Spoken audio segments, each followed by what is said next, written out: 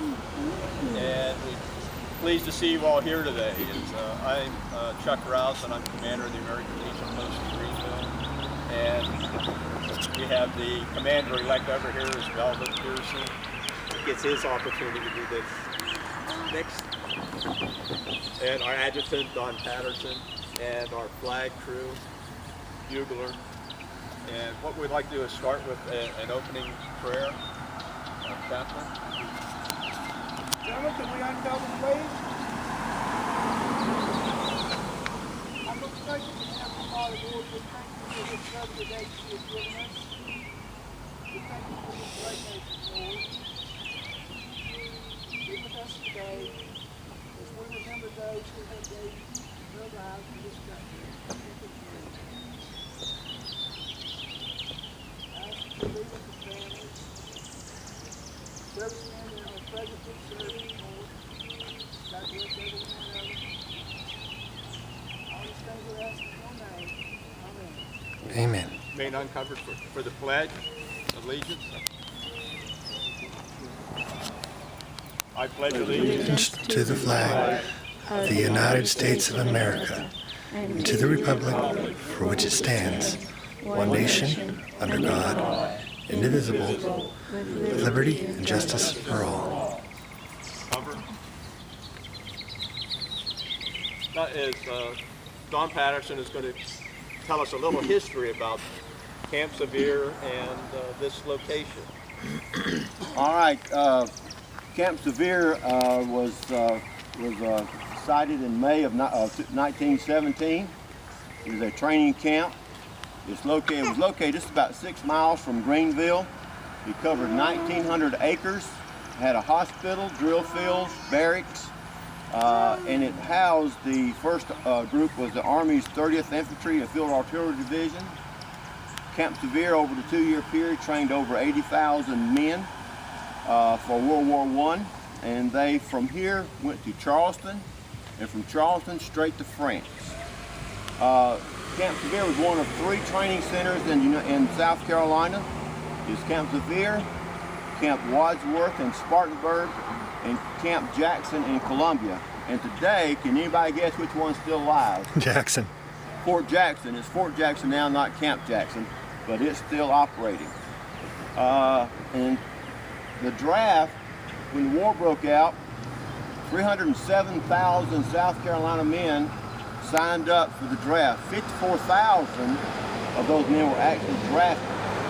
And this site was chosen for the State National Guard, and they were incorporated into the 30th, or called Old Hickory Division, and they trained here at Camp Sevier. In Columbia, the 81st, or the Wildcat Division, and the 371st Regiment 93rd Negro Division trained at Camp Jackson. All these divisions went straight to France upon their training.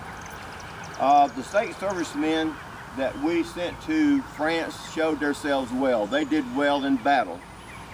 Of the 79 Medal of Honors that were given out for World War I activities, 7 of them were from South Carolina. One of them stood out especially. His name was Freddie Stowers. Does anybody know who Freddie Stowers is, by chance? He was the only African American to receive a Medal of Honor in World War I or World War II. And you can't tell me only one of those black Americans that were trained here were brave like that and did outstanding things. I just can't believe that. Fred Kirk was the first soldier that was trained here that died and was buried at Springwood Cemetery. We were talking about it earlier. The thing about it, in his grave are 20 bodies of men who died of the Spanish influenza here at the camp in South Carolina. So in Mr. Kirk's grave is 21 bodies. They're stacked like cordwood in there. It's at Springwood Cemetery. This historic marker we have is at the corner of Wade Hampton and Artillery Drive. Talks about a little bit about Camp Sevier. In 1934, the American Legion Auxiliary put this marker here, honoring the men and what they had sacrificed, and they're from Post 3 also. And if you'd like to see more We have a war museum at the corner of North Main and Academy at our American Legion post, and we have artifacts from about every war the America has ever been in. So you're welcome to come see us. Open on Fridays, Saturdays and Sundays. There's no admission. You're welcome to come and visit with us. Commander? Color guard, attention. Prepare to lower the colors.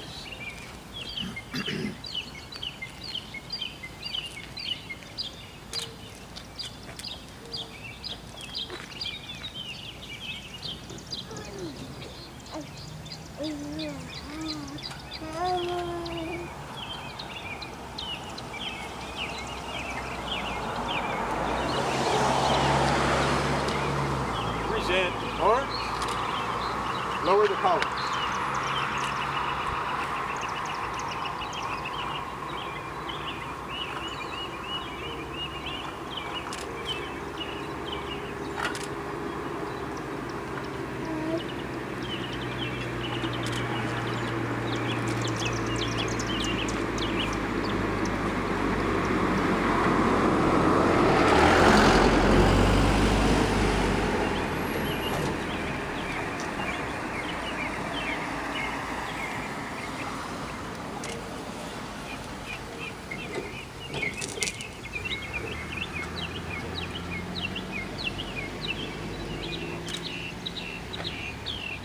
Raise the colors to half-mast.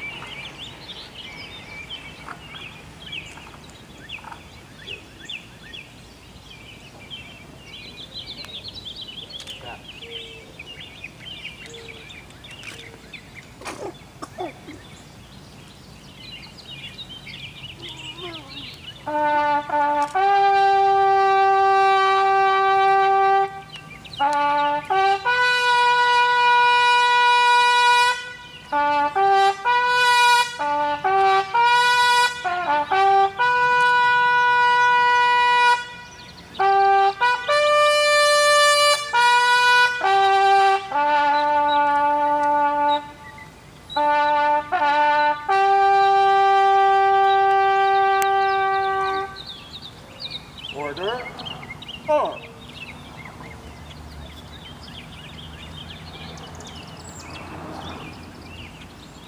We'll now do the national anthem.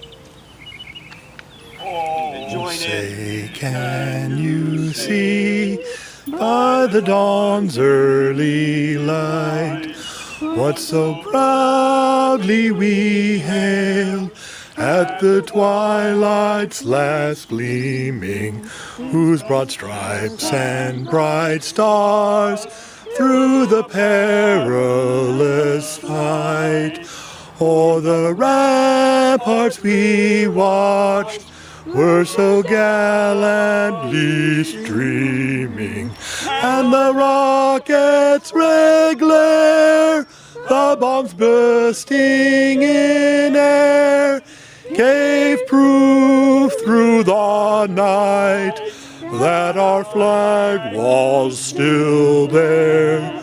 Oh, say does that star-spangled banner yet wave for the land of the free and the home of the brave?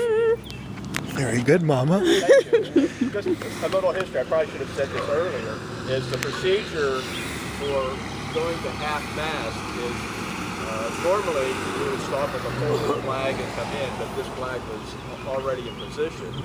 So we lowered the flag And the procedure is to raise the flag to the top of the mast and then drop it to half-mast. And it stays at half-mast till noon. And then at noon, it's raised to full mast again, is the book story on coming to half-mast on the U.S. colors. Thank you all for coming, and Memorial Day is, especially for veterans, is a very special day. And you remember your comrades who have fallen in battle. You think of them every day. There's probably not a day that goes by that you don't have some thoughts of that. And it's an honor for all of those who gave their life for this country and for the freedom and democracy that we have, and to celebrate it. And thank you for coming, and teach your children. Thank you. Thank you. Thank you very much.